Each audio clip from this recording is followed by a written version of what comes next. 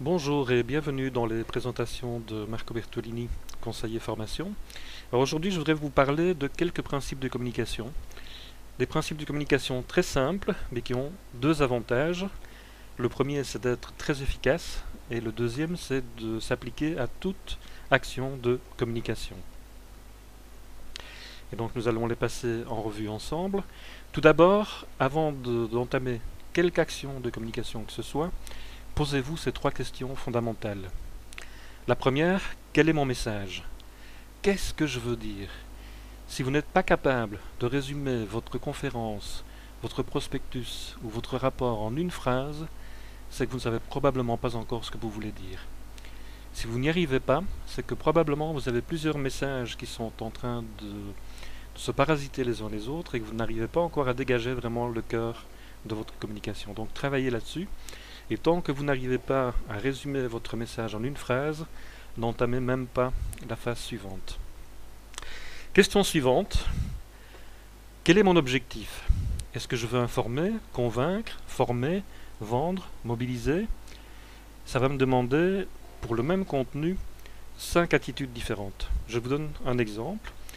Le gouvernement belge a décidé d'augmenter la TVA et de passer de 21 à 23%. Donc j'informe, messieurs, mesdames, je vous informe qu'à partir du 1er janvier 2014, le gouvernement belge a décidé d'augmenter la TVA sur les produits de luxe. Elle passera donc de 21 à 23%. Je dois vous convaincre, mesdames, messieurs, étant donné les effets de la crise de 2008 sur les finances belges, la fiscalité doit changer, doit évoluer. Nous avons besoin de nouvelles recettes et c'est donc la raison pour laquelle nous avons décidé, malheureusement, la mort dans l'âme, d'augmenter la TVA de 21 à 23%. Former, et bien voilà, pour adapter votre tableau Excel au nouveau taux de TVA, commencez d'abord par cliquer sur le menu Ouvrir le fichier. Ensuite, choisissez la feuille de calcul numéro 2 en cliquant sur l'onglet en bas à gauche de votre écran. Vendre. Avec notre application, vous n'aurez pas besoin de former votre personnel pour modifier vos taux de TVA dans vos feuilles Excel ou dans votre logiciel de comptabilité. Il vous suffit de lancer notre application et en quelques minutes, elle va changer automatiquement tous les taux de TVA dans vos feuilles Excel et votre logiciel de comptabilité. Mobiliser. Le gouvernement Di Rupo a décidé de s'attaquer à la classe ouvrière. Ces 2% d'augmentation de la TVA sont une ponction intolérable dans la poche du travailleur. Et donc nous, syndicats, socialistes, chrétiens et libéraux unifiés, nous avons décidé de descendre dans la rue avec tous nos militants. Vous avez vu que pour le même contenu, 5 façons différentes de présenter le message. Et puis, et c'est peut-être le plus important finalement, qui est mon public? Est-ce que je vais m'adresser à des spécialistes comme moi? Chouette, on va pouvoir jargonner, on va pouvoir se faire plaisir, on va pouvoir utiliser des expressions que personne d'autre que nous ne comprend. Ah! Ou bien est-ce que ce sont des néophytes à qui je dois tout expliquer? Et là, il va falloir que j'entre, non pas dans le détail, mais dans des explications extrêmement simples, des choses qui sont abordables à tout le monde. Est-ce que ce sont des investisseurs à qui je dois convaincre? Et donc il va falloir que je mette l'accent sur certaines choses et peut-être que j'oublie ou en tout cas que j'estompe certains détails qui ne sont pas tout à l'honneur de mon client. Ou bien le cas de figure le plus stressant, je n'en sais rien, je ne sais pas qui sera le public à qui je vais m'adresser. Et dans ce cas-là, je vous donne un très très bon conseil. Considérez que toutes ces personnes sont des néophytes. Pourquoi? Parce que par expérience, il est beaucoup plus simple de partir d'une explication simple et puis d'entrer dans le détail que de partir d'une explication pour spécialistes et de la simplifier en improvisant, tout en racontant. Si vous ne me croyez pas, faites l'expérience, vous allez voir, c'est assez parlant. Et puis, le grand principe de toute communication, le principe le plus difficile à mettre en œuvre,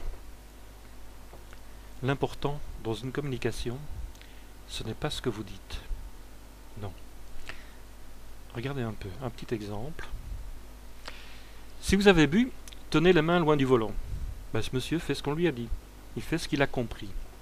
Et donc l'important dans une communication, ce n'est pas ce que vous dites. L'important dans une communication, c'est ce que l'autre comprend.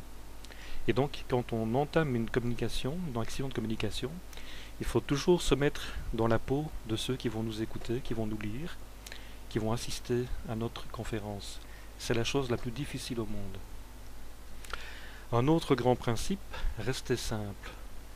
Restez simple, on ne vous le répétera jamais assez. Essayez d'être simple, élégant et d'aller directement au but. Par pitié, pas d'usine à gaz, ne torturez pas vos auditeurs, n'embarquez pas vos lecteurs dans des phrases abstruses que personne ne comprend, avec des expressions que 4 personnes en francophonie sont peut-être capables de maîtriser. Testez vos idées. Votre communication est terminée, vous pensez qu'elle correspond à votre public, eh bien faites un dernier test.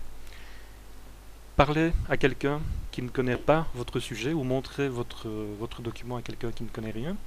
Et s'il fait cette tête-là, il y a de grandes chances pour que certaines choses soient à revoir dans votre communication. Et donc, réajustez le tir si nécessaire. Et puis enfin, dernier conseil, choisissez soigneusement votre support. Tous les supports ne conviennent pas pour toutes les communications. Si vous devez mobiliser les gens dans une action proche, une action de proximité, il vaut parfois mieux prendre une feuille de papier et quelques post-it qu'un logiciel bien cher avec 10 000 fonctions, mais qui va peut-être s'interposer entre vous et votre public. Parfois, il vaut mieux avoir un logiciel comme Prezi, qui effectivement peut mettre l'accent sur certaines choses intéressantes. Ne faites pas comme ce que j'ai vu trop souvent, empiler des tonnes de textes pour rendre un rapport sous forme d'un PowerPoint. N'essayez pas non plus de faire des mises en page de prospectus sur Word, etc. Ça ne marche pas. Donc, choisissez toujours l'outil adéquat par rapport à ce que vous voulez dire. Merci de votre attention. À bientôt.